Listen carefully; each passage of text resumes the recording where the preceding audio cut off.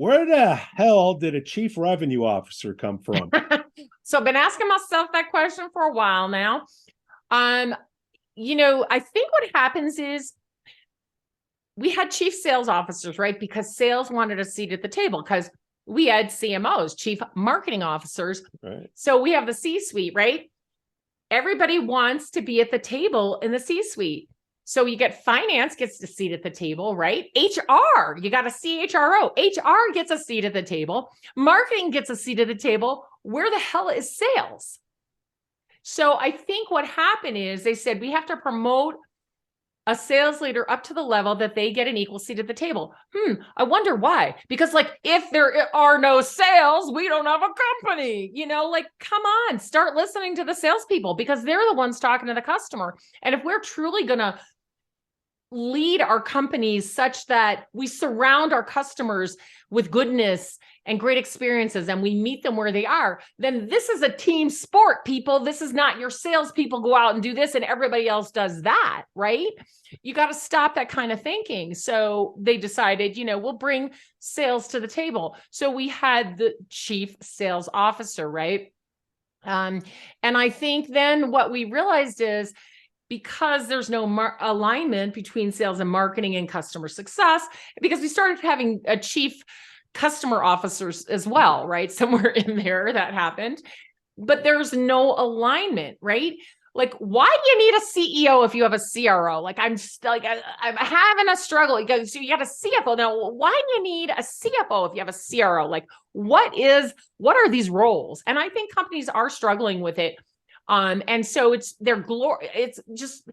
glorified titles. It's, title inflation is what I call it. Title inflation. So here, let me inflate your title. Most of the people who are CROs don't really have that experience that would be needed to truly be a chief revenue officer because they need to have a lot of finance background, right? To really do that job. Well, we got a CFO. So I'm still confused.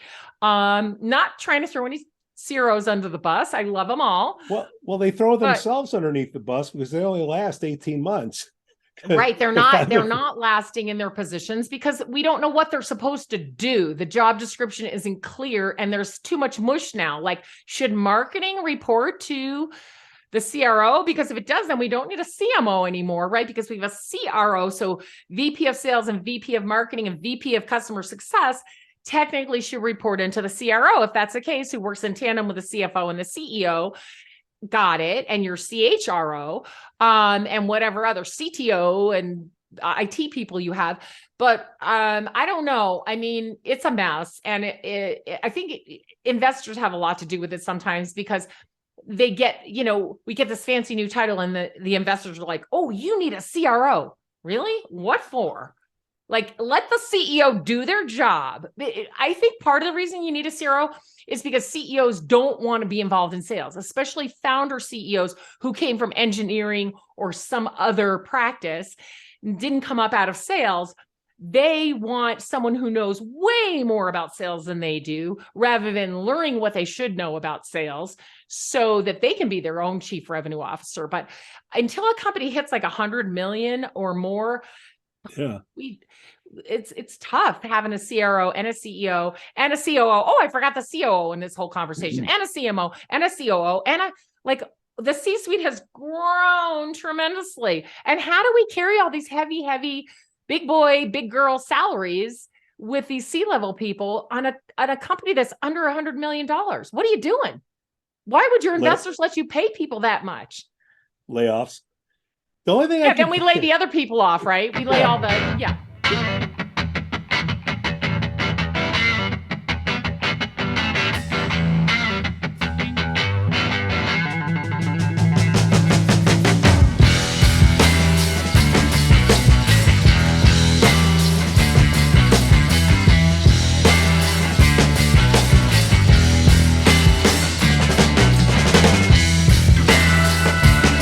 Hey, it's Liz Heiman here, your Chief Sales Energizer. I know, best title you've ever heard for a sales leader. Evidently, I'm on this show called Sassholes. Who booked me for this show? Welcome to Sassholes. We are revenue ops with an edge. We decades of making interesting decisions, Jamie, Jason, and Pete are dedicated to helping aspiring sales leaders accelerate revenues with our no BS approach to sales leadership strategies and tactics. Our show is supported by listeners and viewers just like you. We'd like to thank Demand Farm, Winalytics, and Aaron J. for their continued support. DemandFarm.com. Unlock key account growth with Demand Farm's large deal, key account, and relationship intelligence products. Go to DemandFarm.com now to schedule a demo. Ask for Iron Man. Brent Keltner's Winalytics Revenue Acceleration Playbook Masterclass. In 5 hours over 5 weeks, help your sales and go-to-market team build the mindset and skills for a new buyer environment. Kickoff and product-driven selling versus authentic conversations for all go-to-market teams. Team-level sessions for self-assessment and team dialogue. All go-to-market team wrap-up to identify top go-to-market strategy adjustments. Go to Winalytics.com now. We got some shout-outs to do. Congrats, Isaac Lopez, 4 years at Logo School. Jason Craven's Old School, 1 year at Maxwell Healthcare. Angelina McNeil's got a new gig as Talent Acquisition Manager at Pro. Michael Taylor got a new gig, SVP Customer Service at NITO. All right. Melissa Steele, new gig, Chief Executive Officer at Steele Pickleball. Greg Brass, 5 years at the Home Depot. Dave Madden, 1 year at Myers and Stauffer. And we got a happy birthday, John Frazier, another spin around the sun. Alice Heiman, thank you so much for coming on the Sassholes podcast. You are welcome. It's a pleasure to be here. I heard you interviewed my sister. Yeah, it's a family affair. Liz came on and, we managed to get a couple clips out there breaking the interweb. And she said, we got to bring sis. So just saying, she's the organized sister. She's the quieter one. So, well, she speaks Japanese. That's true. You speak any language? I do not. Okay. Hola, ¿cómo estás? A little bit. You speak Sassanese? I speak Sassholes for sure. Absolutely. So you came up in sales through the biz. Now, hell, I'm not looking at my notes. I'm going to try to remember from memory. Steve Heiman, that's your old man. Is that true? Yep. Okay. And Bob Miller, his partner, I've known since I was 3. Liz was not even born when my dad and his partner met. Okay. And how did they get together in that story? Because, everybody that talks about strategic sales talks about, those guys. Tell us the story. Yeah, well, when I was little, they worked for a company called Kepner Trigo. I'm not even sure that company's around anymore, but it was some sort of a consulting firm. My dad had been in sales, for many, many years. And Bob has some academic background as well as sales background, not as clear on that. But anyway, many, many years later, after both of them had done a lot of other things in the 70s, when I was just a young lass, and still in college, did I just give away my age? Why did I do that? Okay. Post. But anyway, it was the late 70s. They were both in California and had both had these long careers and had decided to get together. Bob was already doing some consulting with companies on how to put some sales process in place. And he asked my dad to join him, and Miller Heiman was born. And then, not long after, they got tired of repeating themselves because, as we know, people in sales need to hear the same thing over and over again. And every company thinks they're so different. Their sale is so different. But, Bob and Steve were focused on the complex sale, and turns out it's not so different. So they wrote it all down, and they put it in a book called Strategic Selling, and that was their first book. What was super fun is back in the day, they had those big old flip charts. Do you remember those? Yep, the white paper. That's before Post-it, by the way, everyone, all of you youngins. There was no sticky stuff on these charts. And they had markers, and they would write all this stuff over and over again on the charts. And then finally they got smart and they got a calligrapher to write the charts, and then they just flip them over because they were the same every time. Once again, I know everybody thinks their sale is so unique and so different, but Buyers buy the way buyers buy. And so your sales process has to match that. And oh my gosh, they knew that even back in the 70s. It seems like it's big news today that we have to map the buyer journey, but it's not. We've known that for a long time.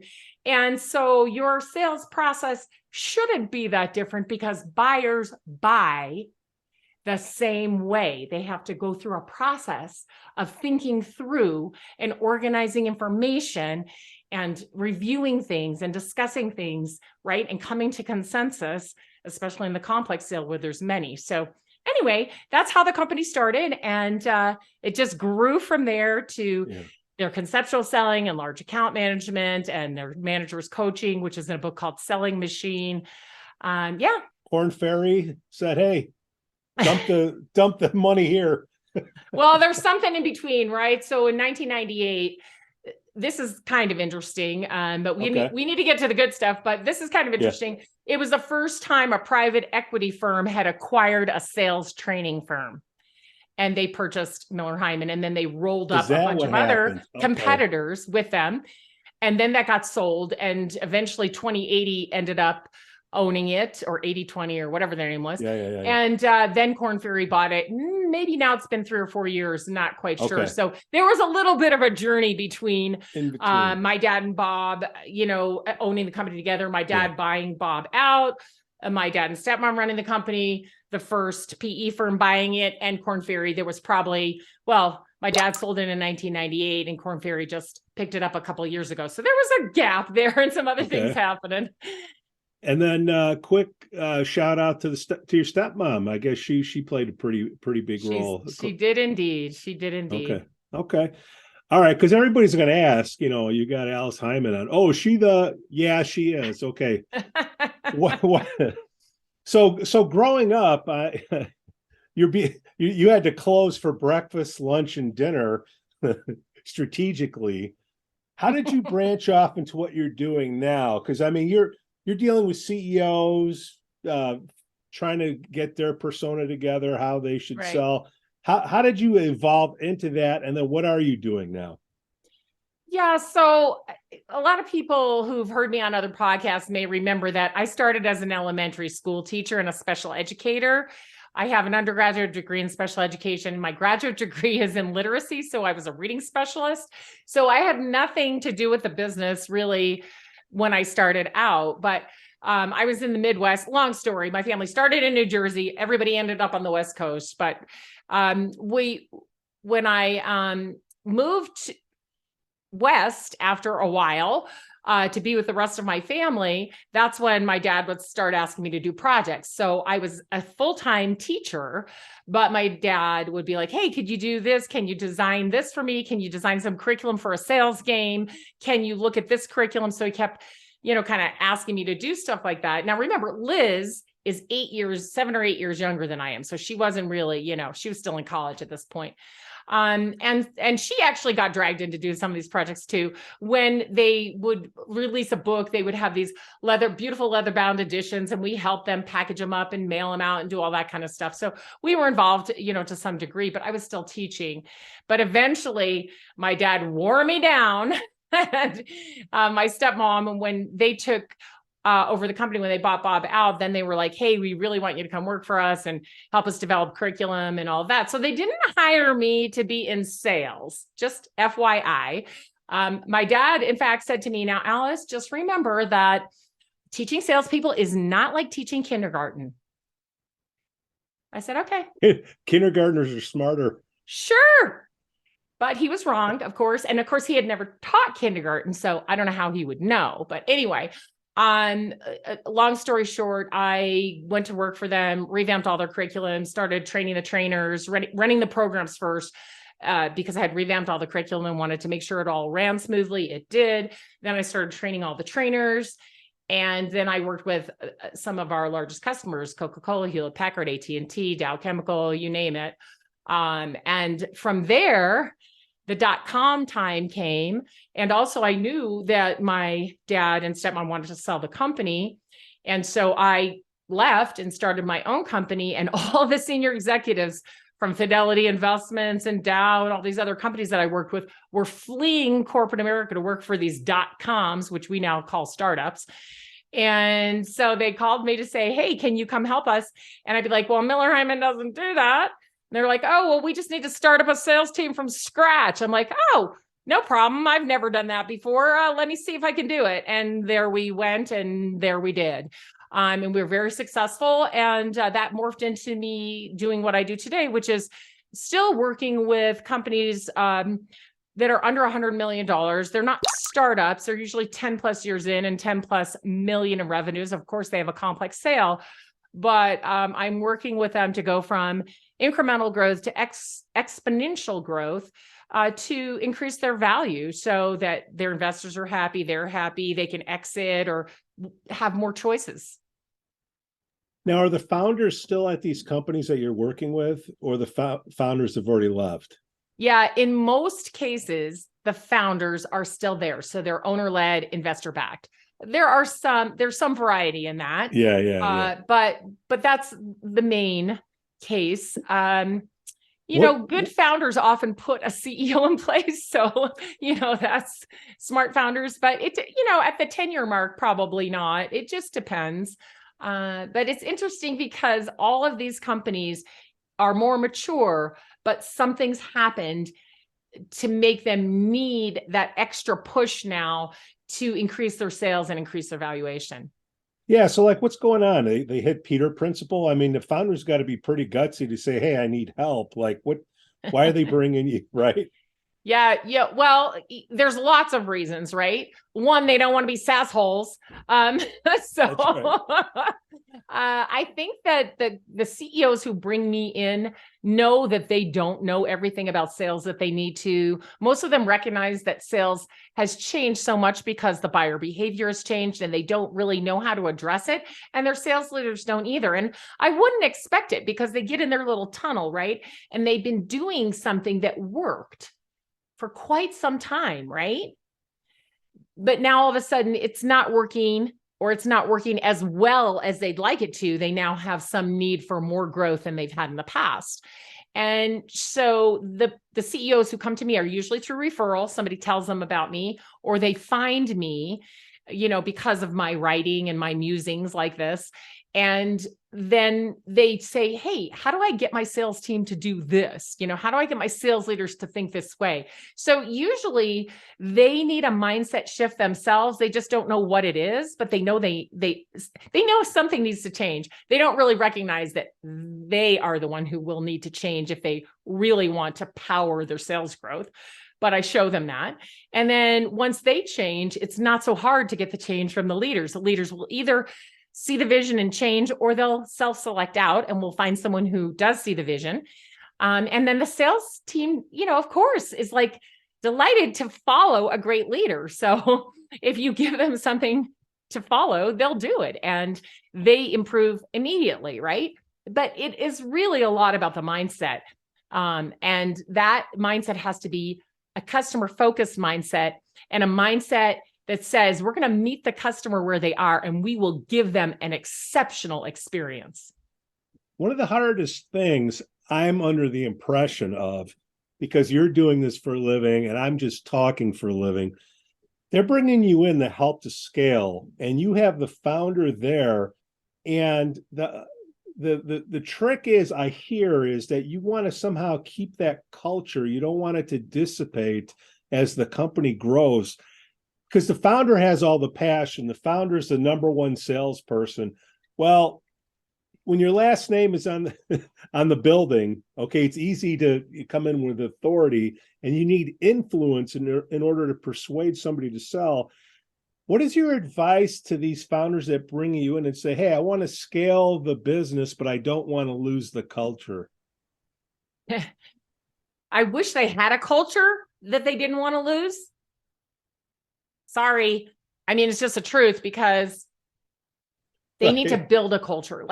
Again, many of my CEOs are 10 or even 20 years in, right?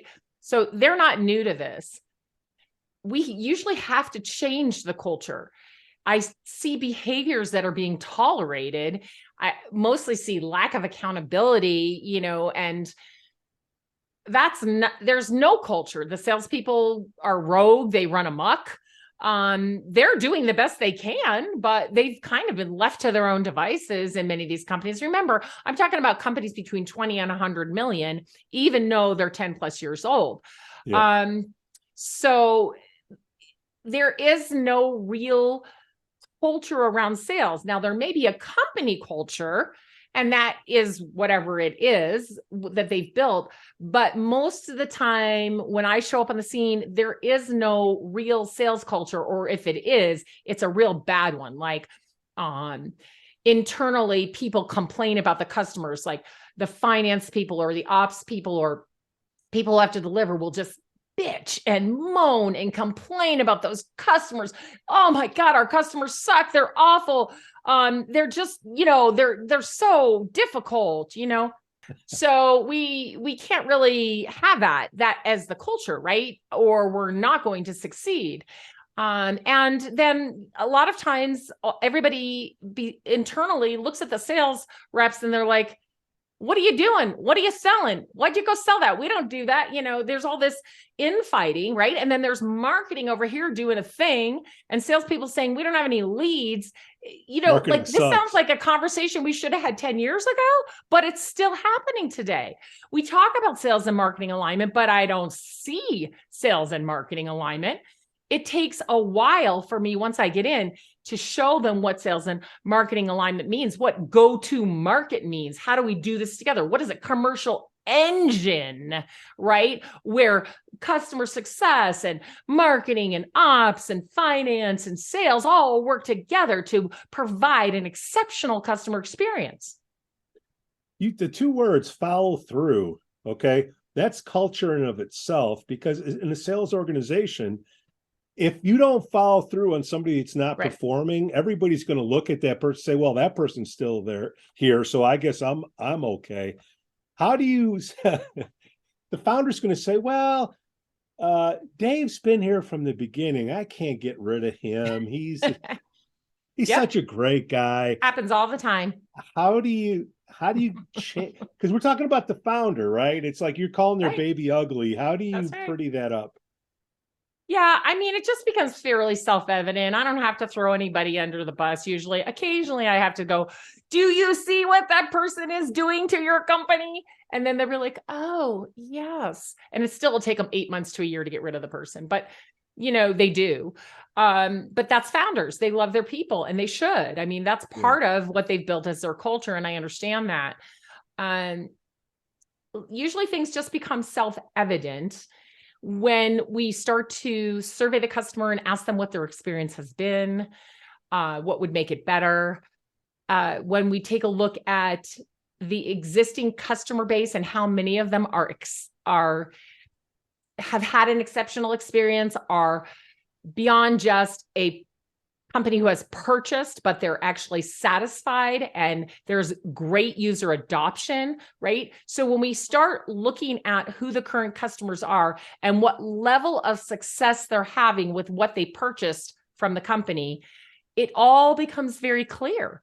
So I don't have to, say, these people are not doing their job. It becomes super, super obvious, especially when we do things like measure happy customers. Okay, that's one measure. Or like, let's just measure customers. Oh, we have 100 customers that pay us X amount of dollars. Happy customers, how many of those 100 are happy? Okay, that's good. But how about successful? Let's measure successful customers. How many of our customers are successful using what we sold them? And that becomes there's 100 customers and about 8 or 10 of them are successful, what we would consider successful, which means they're happy, they have high user adoption, they take advantage of everything we offer them, they communicate with us, we have an ongoing relationship with them that matters. And they don't just get the next shiny object and leave us, right? So renewals are easy. Oh, imagine that. Renewals are easy, right? But if you're a SaaS hole, then renewals aren't easy. do they bring you in to be the bad guy or girl? Say, oh, well, you got to go meet with Alice. Sorry, Dave, you have to leave. Not yes and no. Like that does end up happening. Like a CEO will say to me, can you tell me if this sales leader, is the right person for the job? I'd be like, if you think they're not the right person for the job, they're probably not the right person for the job. You don't need me to tell you, but okay. Yeah. And, I do coach a lot of sales leaders, and some of them choose not to stay. So do you drive up to the company in a different car? I always Uber, so, they can't pop my tires or anything. No, I've never really had a bad experience. And I guess probably part of the reason is because I help them self-select out.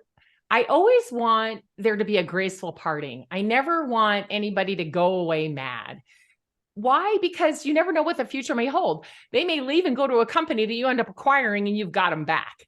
Right? Or they may end up being your boss or able to hire you someday. So whatever it is, why leave it?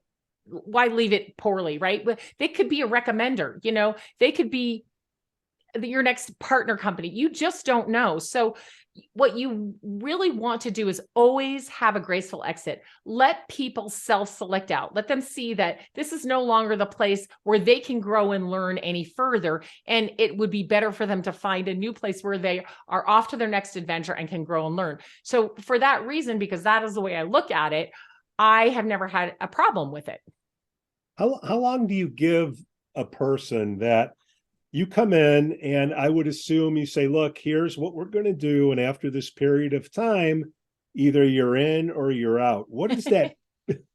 Well, I don't say that. I don't say that ever. I say that. That's why I'm doing podcasts. Right? Sometimes it's 2 seconds. Like in 2 seconds, I'm like, oh, no, this person has to go. How do I know in 2 seconds? The words they use to describe their own company and their own boss and the people they work with and their customers. If they start off and start throwing people under the bus right away, complaining, any of that, I'm like, gotta go. So if that happens, I know in 2 seconds, okay, this is never going to work. You're going to have to figure out a graceful exit for this person. And I use those exact words. Let's find a graceful exit. Sometimes, they don't use any words that give me any signals. And when I ask them questions, they have good answers. And I say, okay, well, let's see, let's see. Do your actions match your words? And it will take me a little longer to figure out whether their actions match their words or not. Sometimes they honestly just really don't know what to do, and they need to learn some new skills or some new ideas or change their mindset. And if they're open and willing to do that, it's fantastic, right? So yeah, sometimes it takes 2 seconds and sometimes it takes 3 or 4 months. Okay, 3 or 4 months. Let's talk differentiation then, because anybody can look at stack ranks. That's all from work that was done in the past, whatever the sales cycle is. What do you look at now? Because there's so much technology and Frankenstacks out there that can monitor everything. What do you look at to determine, hey, you know what? This person's not putting up the sales now, but the work that is being put in, I believe they can transform themselves into the future. What do you look at? Are there any KPIs, key performance indicators that you look at? Thank you for explaining your 3-letter acronyms. Yeah. I really hate it when people do that. Here's a really funny I hate acronyms. Side note. So I was digging up some stuff for one of my clients who uses Miller Heiman, right? So they pay Korn Ferry to use the IP and learning strategic selling. And I found a chart that we had used. I don't know. It was in my hard drive from back in the day. I don't know when it was. Anyway, somebody had put some initials on there, an acronym. And I sent it to my client. She goes like, what does MAR mean? I'm like, I have absolutely no idea. And this is why I always tell people, do not use acronyms, because you can't remember. Like, you remember the 3 letters, but you don't remember what they actually stand for. But here we are, you throwing these acronyms around. Anyway, so that was my own bad. I was like, I have no idea what those 3 initials stand for. Well, acronyms, nobody's going to tell you they don't know. They're going to nod their head. That doesn't mean they understand. Nobody's going to say they don't know what a VBR is, a valid business reason. Right. Nobody's going to tell you. Anyway, how do I know? The change in behavior is what I look for. And these maybe aren't things you can measure with a number, but I work with them on their time management and their calendar. And I look at that to see if they have adopted the practices that will allow them to spend time focusing on what is most important, which is coaching their salespeople and helping them meet the right people, opening doors, helping them close doors, right? Get those deals closed and helping them manage their pipeline. So I'm looking for behavior change. As far as sales goes, what I'm wanting them to measure is conversations. And the simple statement constantly that I hear about, X amount of salespeople don't hit their quota. I'm like, well, there's probably something wrong with the quota or the way you trained your salespeople, but it's probably not the salespeople's fault, right? Let's talk math, okay? I mean, there's no better sales family to come up than yours. What percentage of the sales team should achieve quota to say, hey, you know what? I got a good sales team, or I'm hitting my numbers? How many should be making it? Well, if the quota's been set properly based on reality, not like, whoo, let me pull a number out of the air, right? Properly, what's properly? Yeah, properly is taking a look at market, right? Where you stand in the marketplace, what percent of market share you have, what you believe the increase can be based on how well you are known and how much money you're willing to spend to be known, right? And how well your machine runs, right? So if the quota is set properly, some history is available to help us do these things as well, but it has to be more forward looking and based on reality of what you can do. Like, hey, we want to increase by 20%. Well, great. Did you increase your marketing by 20%? Like, where are these leads coming from? Are we increasing the average deal size? And how did you train your salespeople to do that? Like, so if we have some, something solid behind those quotas, then, basically 80 to 90% of the people should hit or exceed them because we've set them up for success. Now, there are times when people aren't going to hit their quota because they got sick in the middle of the quarter and couldn't work. Something happened in the region that they sell in, or something happened to that vertical and there were massive layoffs or something in that vertical. So there's always going to be some market forces that will make it so that we don't hit our quota. And then sometimes there'll be some personal things or some company things that might make it that the case. But for the most part, we should be out there doing everything we can to set the quota properly and to support the salespeople to reach and exceed that quota. That should be the goal. Don't just reach your quota, please exceed it. I'd be happy to pay you to exceed your quota, right? And that doesn't mean you set the quota wrong. It means that you supported your salespeople so well that they went out and got all the market share they could that you expected them to, but then they were just ingenious enough to go get a little bit more. Why can't companies just be brave enough and say, I don't know what the quota should be?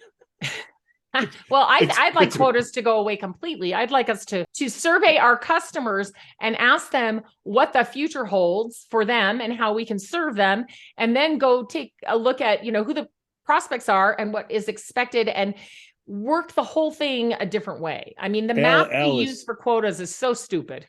It's and the wasted energy on it, pay at risk, okay? That needs to go away. It should be, now you're going to may throw your shoe at the screen. Everybody gets a salary, and what kind of revenue you bringing in for the salary that I'm paying out? A person should be paid no more or less to the degree where it's not an issue anymore. Okay. Market wages, whatever's paying it, right? Okay. The top salespeople are making, throw out a number, 300 grand a year. Okay. Here's your salary, 300, and you are required to bring in this amount of money. If you don't, then you cannot have that salary, or you have a period of time where you have to show you can bring it in or go away. It's not going to happen. It looks too expensive on a sales plan, but that's what it should be. because you have so many of these people staring at Excel spreadsheets and looking for reasons why they're not hitting it. Right. It's complicated. I'm going to say that. It is complicated. You have a new breed of salespeople coming up, and which we need, who think differently and who want a different type of compensation. But there are still many of the, traditional sellers out there in the marketplace who expect a base plus some kind of variable comp, and they're willing to risk. These are people who have a different risk tolerance, right? They're out there and they're fighting for something bigger. Not everyone's willing to risk part of their compensation on whether or not they perform. So it's a very interesting question. And I think it needs to be debated out loud, in the marketplace about how we should compensate salespeople. I feel like it's time for a change for sure. I'm not 100% sure what that change should be, but if you don't support your salespeople, it doesn't really matter how you compensate them because they won't be successful.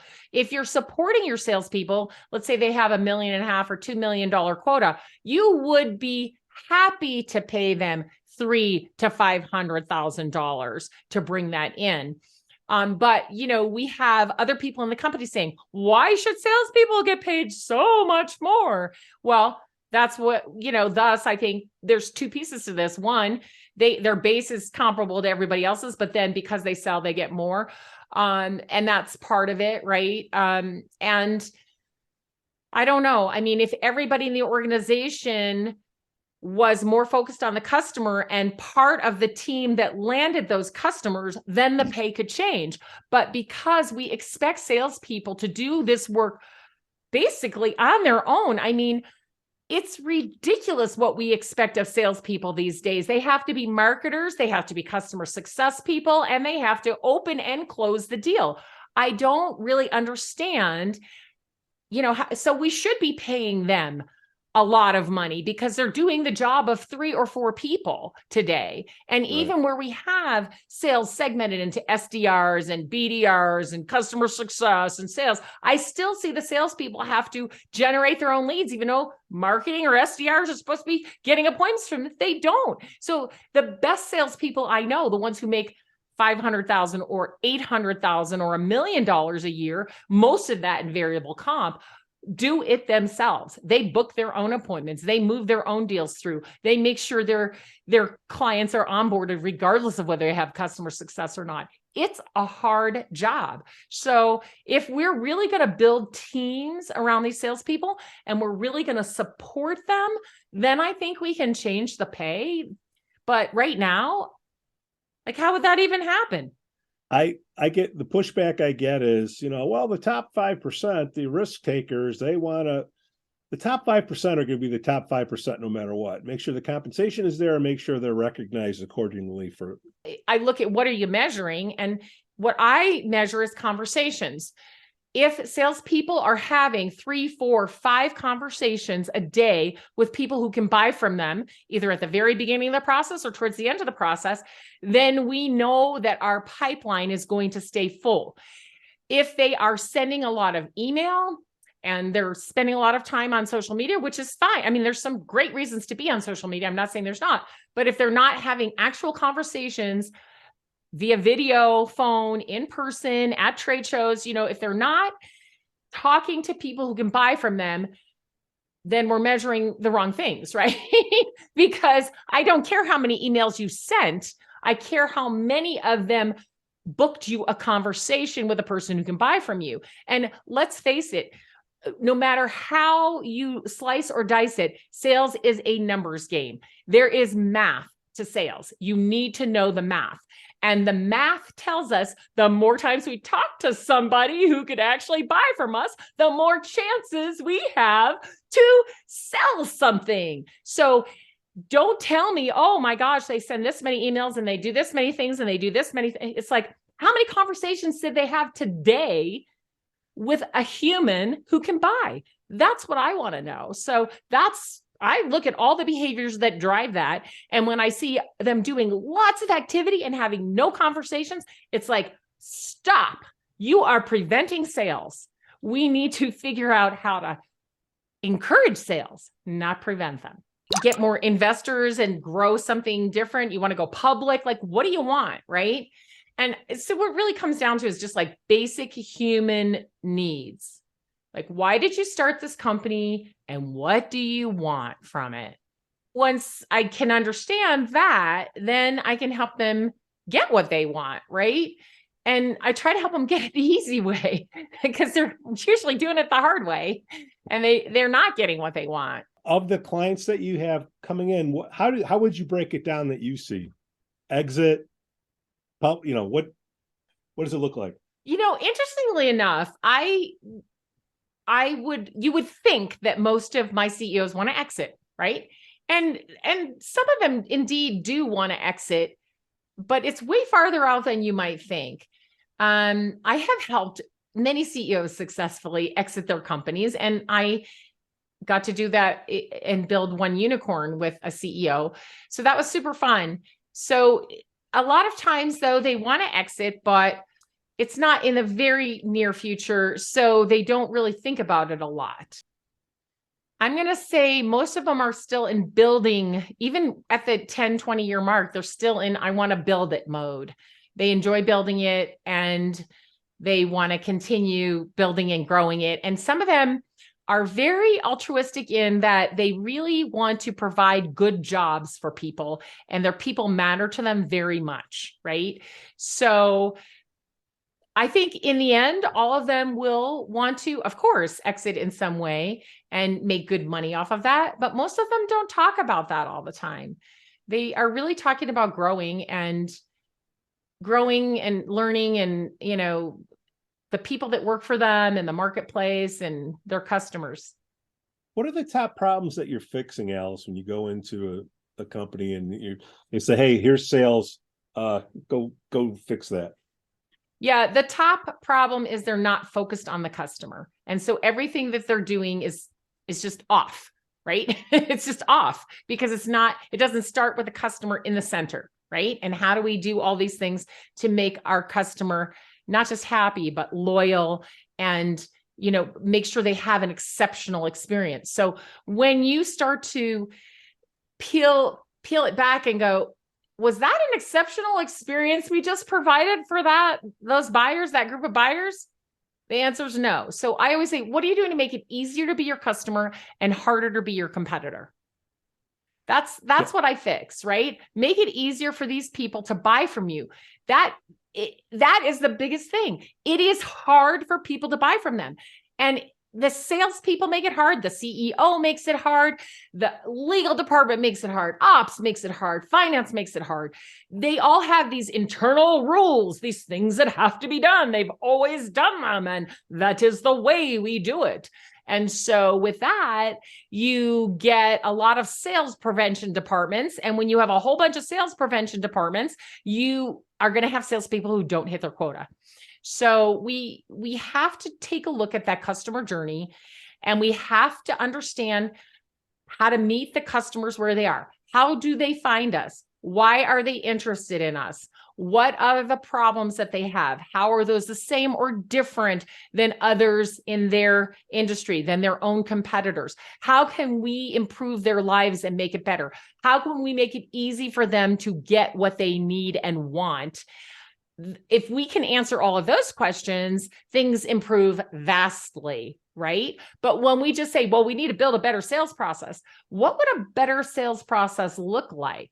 Well, we need velocity. We need, a higher close ratio and more velocity. Okay, how do you get that? You have to be kind and caring and help your customers solve their problems and get what they need. And when you do that, you got plenty of pipeline, you got plenty of velocity, and your close ratio is really good. Do you think that putting the word strategic in front of sales is just overcomplicated things? No offense to your old man. No, it's not. It depends, right? There's lots of sales. There's a business to consumer sale. There's retail sales. None of that is necessarily strategic. I think there are some business to consumer sales that definitely could be more strategic. Some need to be, some don't need to be.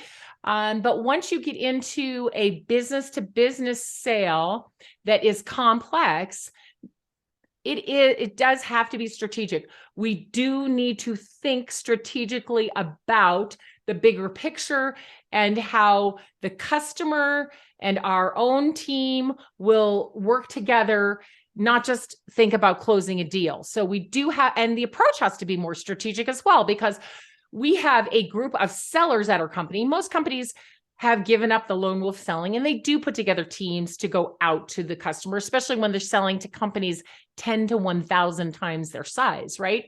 So they do have to be more strategic in their approach to the whole marketplace, and then to their approach to each individual company that they want to sell to. And so I do believe that the word strategic needs to be there when it's a complex sale. Now, let me just back up again and say, what is a complex sale? A complex sale is one where there are many people involved in making the decision on the buyer side, but there are many people on the seller side involved in that as well. You know, back again to finance, legal. So we have contracts, and we have the payment methods, and we have the subject matter experts, and then we have the engineers who say it's going to work or it isn't going to work, right? On both sides of this. So there's a lot of people involved. There's usually high dollar stakes. So, and for every company, high dollar stakes is different. A $5,000 sale might be a big sale for some companies, but the companies I work with, they're hundreds of thousands or millions of dollars. And especially over the lifetime of a customer, you're talking, you know, could be 8 million in annual recurring revenue over, you know, a period of time. So that is more strategic, because the customer can't back out of that. It's like, once they're in, because that's too hard to change. So if they're unhappy and now they're stuck with you as well, you know, so yes, it does have to be strategic. And there are some companies you just simply shouldn't do business with, and you need to figure that out. And then you need to say, you know, we simply should not do business together. You need to find another solution. So yeah, I think it is strategic in some cases, not all cases. I think people forget the basics of fear of loss, desire for gain, and, you know, the expectations. And if you just keep that in the back of your mind, and there's many more buyers, you're repeating the same process, you know, same core principles. As long as people don't forget that. I have a podcast. I don't know if you've listened to it, but it's called Sales Talk for CEOs. And I talk about this stuff with CEOs all the time. So I interview CEOs who have been there, done that, some of them multiple times. They have built sales organizations. They have scaled their sales. They talk about the mistakes they've made. And we talk about a lot of these things that you and I have talked about. And it's just really worthwhile for other CEOs to hear, you know, how their peers have done things. Where can I see this podcast? It's anywhere you listen to podcasts. Sales Talk for CEOs, or you can go to salestalkforceos.biz, or you can go to aliceheiman.com/podcast. You could also go to my blog, but you can go to my podcast. Yeah. And tell us about your blog. Yeah. So, one more thing about the podcast. I also interview experts, and those are people who can advise CEOs on how to scale their sales. So those conversations are really fun as well. And then in my blog, I write about a lot of these things that you and I have been talking about, that CEOs simply need to know about sales to get their organizations to where they want them to be. In our lifetime, I mean, we're in the podcast business. You had the internet, that was a game changer. And now I think video is becoming a game changer, whether it's Zoom or whatever you want to call it, or sending a 3-minute proposal that's a side-by-side video. How have you used video in your business, Alice? Well, like everyone else, I think I could use video even more. I do use video for my podcast, but I think most people are probably listening to it, not watching it. I don't make little video snippets for LinkedIn like a lot of people do. Probably could. I use it mostly to communicate with my customers, my current clients, before an event that we're going to do, like a sales kickoff, or if I'm going to do some kind of a big conversation. I don't really call it training anymore, because I believe in having facilitated discussions about topics that we need to improve in, versus a training where it's sort of, I'm pushing out information. Wait, isn't it enablement now? To be a dialogue. I don't know, sales enablement. Yeah, I'm a sales enabler. I don't know what that means. You have to get a proposal so I across use the through video for that, right? I use the video for sales enablement. So I'll say, hey, we're going to meet and talk about this in a few days. Here's a couple thoughts to put in your head. And down below, there's a link to a few articles you should read to get prepped for this discussion we're going to have. Or if I'm a speaker at an event, I speak at events where CEOs gather. I'll send a, hi, I'm Alice. I'm going to be talking to you at this upcoming event. And I wanted to introduce myself and give you a few thoughts, to prepare for that. So I use video that way. I have my clients use video to communicate like we are with their customers. And then I also have them use video in their emails. Still today, people are very reluctant to use video. And I get it, like I'm the same as everybody. I want to look at myself instead of looking at the camera, it's hard. My friend, Julie Hansen, she is on LinkedIn all the time talking to the camera. She used to be an actress, and she talks about how do you build trust through the camera, all of that. I think it's really important that salespeople learn how to do that, because we are never going to go back to the amount of travel that we had prior to the pandemic, because companies have simply realized they don't need to, and they can cut that cost tremendously.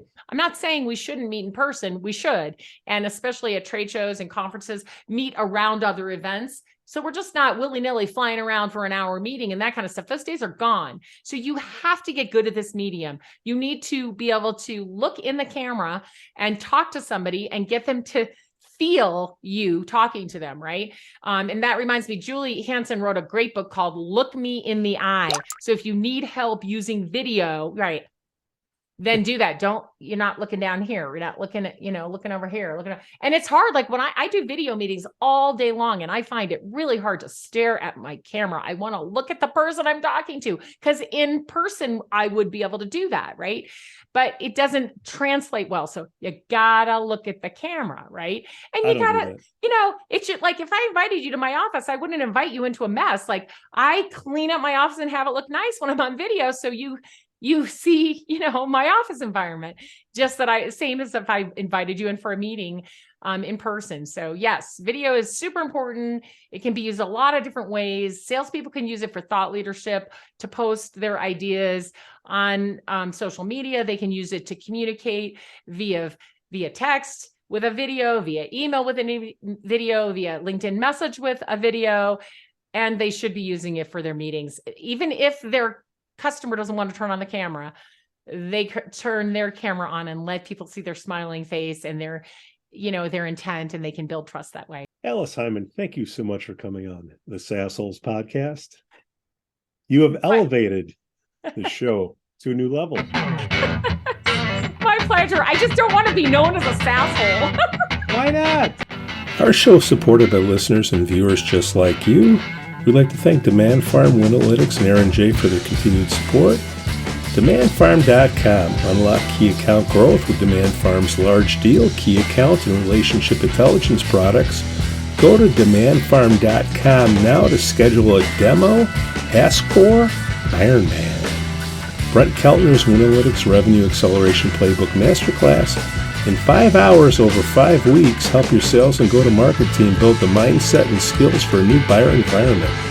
Kickoff and product-driven selling versus authentic conversations for all go-to-market teams.